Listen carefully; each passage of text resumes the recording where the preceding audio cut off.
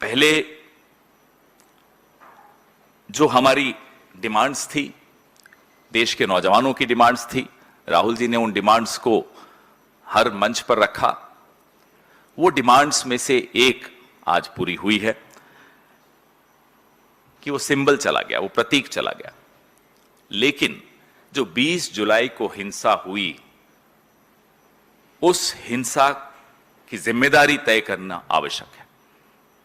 Accountability has to be fixed for the violence that was unleashed on the youth of our country on the 20th of July.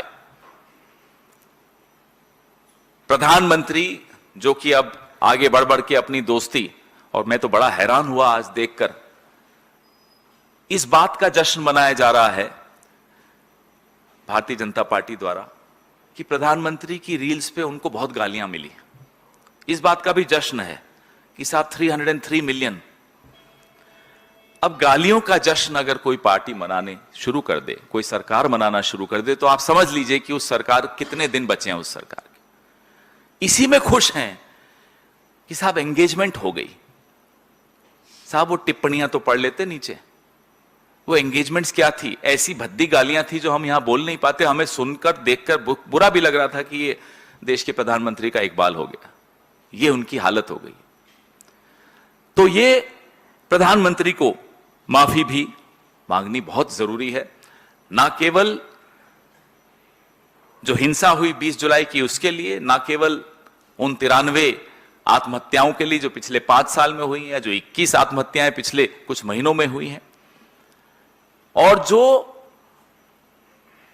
Hopelessness जिसको कहते हैं, जो कुंठा, जो frustration इस देश के नौजवान, उनके माता पिताओं के मन में आपकी वजह से भर गई, आपको माफी मांगनी पड़ेगी। ये हमारी मांग बदस्तूर है, ये मांग बदली नहीं है।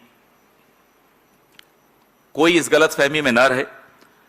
आज हो सकता है 11-12 बजे एक रील और निकल आए, लेकिन इस गलतफहमी में हम पहले ही बता दें, आप न रहिए कि ये संघर्ष का अंत है। ये संघर्ष का अंत नहीं है, ये संघर्ष की शुरुआत है। जवाबदेही तय करनी होगी, माफी मांगनी होगी, और फिर इस शिक्षा प्रणाली को, जिसको आपने पूरी तरह से तबाह कर दिया, इसको कैसे दुरुस्त करें, इसको कैसे ठीक करें, इसकी चर्चा उसके बाद पार्लियामेंट में जरूर होगी। लेकिन ये मांगे इस देश के नौजवान की आपको माननी पड़ेंगी।